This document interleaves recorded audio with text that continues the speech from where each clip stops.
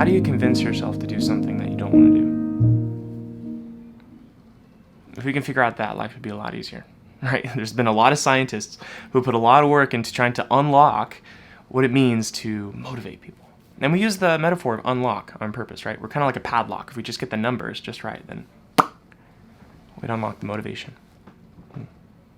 And we moralize it in our culture, right? Like we look at people who are really disciplined, who do hard and strenuous things consistently, who put off, the impulsive momentary pleasure for long-term gain, who are wise, and we praise their work ethic. Disciplined, mature, good people, right? We also moralize the negative. If people are lazy or selfish or impulsive or immature, we look at that quite negatively. And what I want to talk about is how trauma and motivation are connected. And when I say that, I suspect that for some people watching, there's going to be a wall that kind of goes up like immediately because the problem is that when you're talking to somebody who is being impulsive or immature or selfish, the first thing they run to is an excuse along the lines of, hey, look at all these external things that have pressed me to act in this way, and it's not my fault because of all these outside things, and so you should be understanding and give me grace because it's not entirely my fault. And that's a really frustrating rebuttal to get if you're a boss with an employee who always late, or if you're a parent with a kid that's not getting good grades or whatever. It's like at some point you just want the person to take personal responsibility. You don't want the person to be looking for all these outside things that might be influencing. You just want them to try harder and work hard and figure it out. But there's often, for other people watching, you've heard messages like that, and that's actually been pretty discouraging because sometimes there are outside influences that make things hard, and it's not always a matter of just trying harder and not making excuses. Sometimes there's things that need to change in the environment. So there's a distinction here that's worth exploring. What's the difference between an excuse that is valid and rooted in rooted in trauma or rooted in something external, and then what is just like immaturity? I want to explore that a little bit. I want to talk about trauma and how it influences motivation, because I think that's valuable. I work with a lot of kids. About a third of my practice right now is kids. First year of my career was entirely kids. I was working with kids with sexual abuse and maladaptive sexual behavior, kids who experienced a lot of pain. Our team treated everything from human trafficking to pedophilia to kids who were assaulting other kids, to kids who experienced an assault themselves. And you learn a lot. You learn a lot about abuse. You learn a lot about trauma working in an environment like that. But also, now that I'm in private practice, I have a lot more kids with lower acuity, so kids that come in with ADHD that aren't doing well in school, kids have anger problems. And what I know that parents often don't know is that trauma and ADHD look very similar.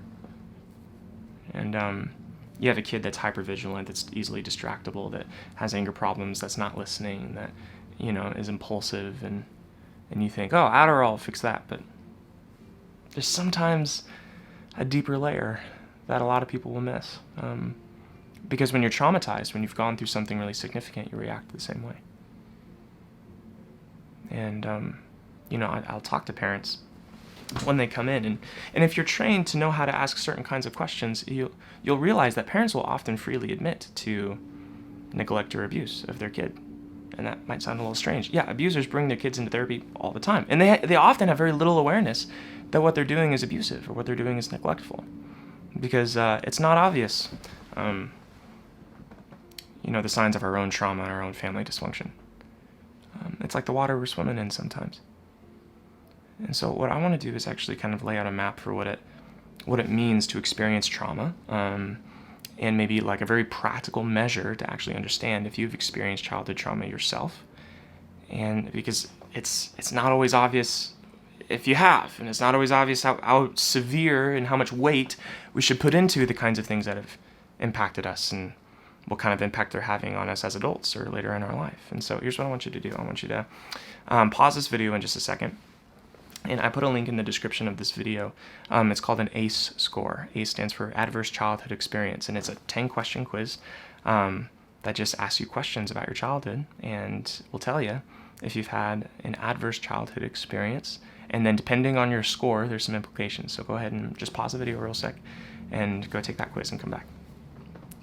Now, if you got a high score, I don't want you to like fret and worry, because there's hope at the end of this video. Because what I'm about to do is share some statistics about what this score can mean and the impacts it can have on you as an adult. But I don't want you to feel like you're doomed or like you're just screwed because you had a really terrible childhood. I also don't want you to despair if you feel like you have a really low score, and so that means that all my pain is just me whining about it. Like I want you to just hold off on making a bunch of conclusions about the score for a second. So what I'm going to do is I'm going to share the implications, the statistical data in reference to your score, but then I'm going to explain a little bit further, okay? So just put a pause on all the worry and concern just for a moment. So I'm going to pull up some statistics here. So scientists looked in to try to figure out if there was a correlation between the experiences that people had as kids and the health problems they're having later in life.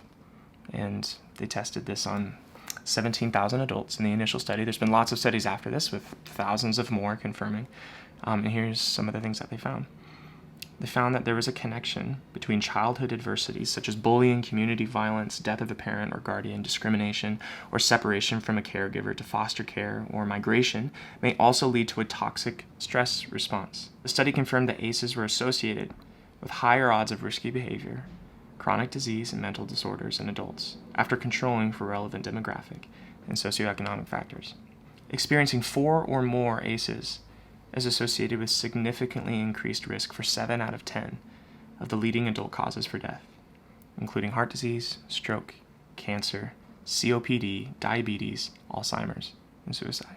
A score of 4 or more has a 32% higher likelihood for attention problems, 4.5 times more likely to be depressed, and 12 times more likely to commit suicide. If you have a score of 5 or more, there's a 10% greater likelihood that you'll have a drug addiction. If you have a score of 6 or more, lifespans on average are shortened by 20 years.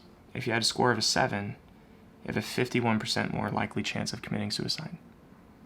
Other studies have found links between high ACE scores and developing chronic disease, higher obesity, autoimmune disorders, and chronic pain. You have a higher likelihood of smoking, you have lower graduation rates, less likely to go to college, lower lifetime median income, higher divorce rates. The list goes on.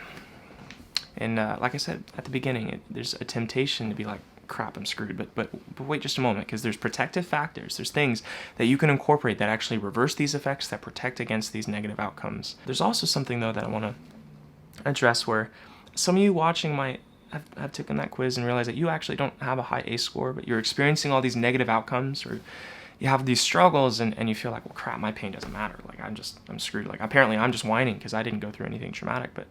But I want to just pause for a moment, and there's another thought trail here that might be helpful.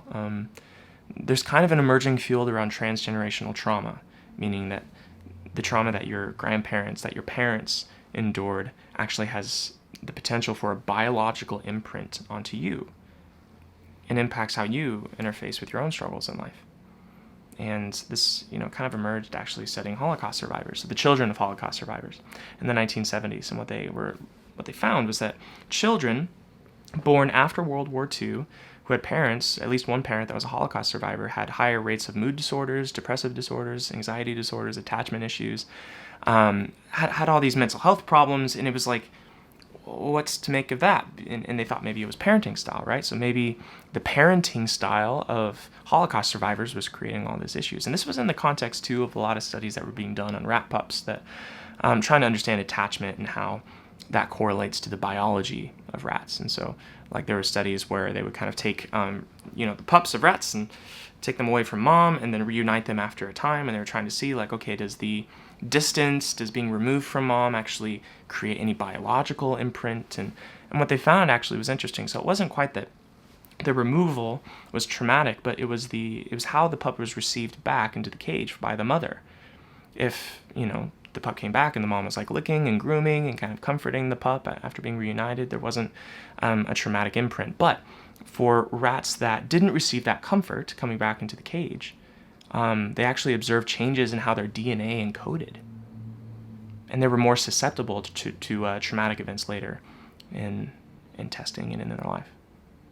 So that was interesting. So they thought that, like, okay, developmentally, the kind of comfort that a child may receive in the early years of life from their mother has a huge impact on how susceptible people are to pain later in life. But what they observed was that the Holocaust survivors actually were pretty involved parents. They were really overprotective, if anything. And they didn't really observe a lot of detachment, and so that was kind of confusing. And that was, that was also put alongside this piece of data where they realized that when they tested the blood levels of the people who had parents who were Holocaust survivors, they found abnormalities in their cortisol levels, which is a stress hormone. And they also found those same abnormalities in people who had a mother with PTSD or mothers who experienced sexual abuse as children. Same abnormality in their cortisol levels. And these studies weren't just done of older adults, these were done of like toddlers. And they controlled for, that the child didn't experience any trauma themselves, but it was really isolated just to the trauma of the parent. I'll put some of those studies below if you want to read about it. All this to say, we don't really have enough data to fully say that there's a causal link between a parent experiencing trauma and then that having a direct biological imprint on the child. But we have a lot of these kind of peripheral things that we're trying to kind of put together, and we're trying to understand that full connection. So the hypothesis might be that if your parent went through something significant, that had an impact on you, and potentially has a large impact on how you interact with your own pain, how you experience motivation, how you experience failure, how you experience rejection. And we certainly know that from attachment theory. So just how you were raised, and if you had a good or positive connection with your parents, if there was trouble there, those have impacts on you as well. But you don't necessarily have to be traumatized in order to experience these negative outcomes later in life and for that to be valid. Maybe that's my point in saying that.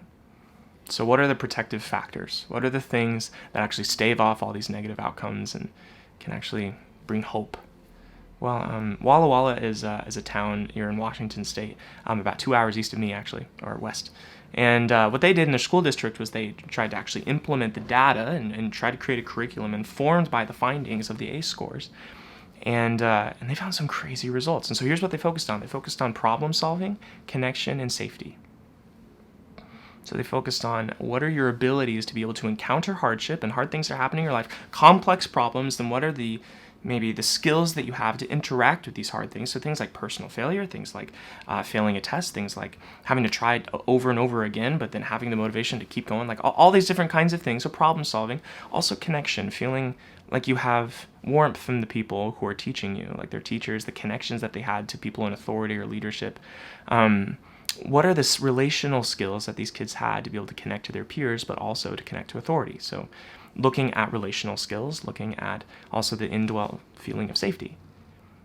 Were their threat responses activated when they were being disciplined or punished or corrected in school? Or did they have ways of being able to correct children that didn't activate their threat response? And they found some crazy stuff. Like when they implemented this curriculum, here, I'll show you. They found an 83% drop in suspensions.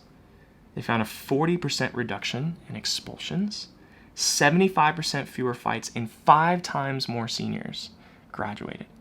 3 times more seniors went on to go to college. Nuts. And this has been actually reforming education across the country with the insights from these ACE scores, because what they're finding is so much of the distractibility, the behavior compliance issues aren't necessarily just rooted in kids being brats. They're rooted in trauma. They're rooted in kids not having the skills available to them to be able to problem solve, establish firm connections, and have an indwelt feeling of safety in their environments. And a lot of my clinical practice has been focused on, you've seen my videos. Like a lot of my videos are about boundaries. A lot of my videos are about how to forgive people who have betrayed you, how to establish good connection with people that matter to you, and that's on purpose. That's actually a huge focus of my trauma work. And of course, there's times that you need to go back into the past, you need to reprocess the things that happened to you, you need to go through that storyline, you need to understand how that impacted you. But also a lot of the groundwork of trauma recovery is in reestablishing connections and building meaningful relationships in your life, how to recognize what a safe and unsafe environment is, and how to work in the environment around you to build a safe environment. And when I start talking about this, there's an objection that comes up pretty quickly, because it's asking a lot of the person who endured the trauma. Do you know what I mean? It's like, you need to change in all these ways, and you need to put effort into all these things, and then your life will be better. And there's like a a misunderstanding that kind of comes in when I start talking about all the things that one should do if you've experienced trauma. That's like, hey, that's not fair, and that's like a pull yourself up by your bootstraps mentality. That you just need to change all these things, you need to develop all these skills, and then your life will be better. And people reject that and push against that because that blames the victim. And I think that's a complete simplistic, like, I just think it's garbage because healing is empowerment. Like, healing from trauma is regaining power and not... Hold on. Sorry, I'm getting angry. I need to calm down. Do you know where the saying, pull yourself up by your bootstraps, came from? It dates back to the 1800s. It was first said in a newspaper. It was a joke. It was so normally when you're trying to get over a fence or a wall, like someone reaches down and like pulls you up by hand, right? So they're on the other side of the wall. They help pull you up, and then you grab onto the edge of the fence, and then you pull yourself and you get over the wall. So the joke was there was a guy trying to get over a fence just by pulling himself up by his bootstraps. So the idea of trying to lift yourself over a wall, is a joke because you can't do that because gravity. So that's where the saying came from. It's a saying used for describing an impossible thing. Like you're trying to do something impossible without any outside help. And so whenever people are talking to trauma victims or people who have experienced terrible things, and then they say, hey, you should try X, Y, and Z, and then your life will be better, there's this objection of, hey, that's pull yourself up by your bootstrap mentality. But that's not the case. What I'm saying is you need to reach up and reach your hand up to someone on the other side of the wall so they can pull you up, so you can grab onto the edge of the fence, and then you need to develop your problem-solving skills. And then understand what a safe environment is and isn't, and then build safety around you. And that's pulling yourself up on this fence and getting over to the other side of the fence. And the other side of the fence could be healing, flourishing. And what I worry some people do, well-intentioned, maybe, but what some people do is they're saying, like, it's fine being on the other side of the fence. You didn't choose to be on the side of the fence where you're all traumatized. You didn't choose to be in the situation you're in. And you don't have to work hard and do all these things because you're fine just the way you are. And it's external events and everything else needs to change around you. We just need to break down this fence. We just need to break down this wall because it wasn't your fault that you were placed here anyway. And the truth behind that is, like, it's not their fault that they're on the other side of the fence. It's not your fault that you were traumatized and all these terrible things happened to you as a kid. Absolutely. That doesn't change the fact that you need to get over to the other side of the fence. And maybe we need to do some work societally and systemically to break down that wall. Absolutely. But in the meantime, you need to get over the fence. Because sitting here in the wreckage of things that you didn't choose for yourself isn't flourishing. And you don't have to stay there. You can reach up. You can reach out to a counselor, to a mentor, to a church, to community, to people around you. You can learn what it means to trust other people and to identify who are trustworthy people and who are not trustworthy people. What does it look like to be vulnerable? What does it look like to be open? Those are skill sets. Those are muscles that you can develop over time. And you can pull yourself up into something better. And that's not pulling yourself up by your bootstraps because it's done in community. It's done with other people around you. It's done as a community effort. And it's going to be difficult. And it's not fair that it's difficult. But it's an option. And I want that for you. I want you to feel that the things that happen to you don't have to determine your fate. And that if you press into people you love, and that might start right now because maybe you don't have a lot of people around you that you love and that you trust. So that might just start with a counselor. And it might take 3 to 5 tries to find someone that, is helpful. Not everyone knows how to pull someone out, over a ledge or a fence. Not everyone has the strength to do that or has the right strategy. It might just start with reading a book on trauma. It might just start with watching videos like these. And pressing in moment by moment, step by step into something that's more connected, that's more advantageous and efficacious in the world, like you're problem solving better, and something that feels more safe. And that's a huge part of healing. And motivation changes when you're in a space like that. You'll find that motivation's a lot easier when you feel safe. Motivation's a lot easier when you feel that you're well connected to other people and that you actually have the skills to problem solve in the environments that you're in, to create flourishing, to create an environment that matters, where other people flourish as well as yourself. So, those are my thoughts. I hope you have a great week. I'll talk to you soon.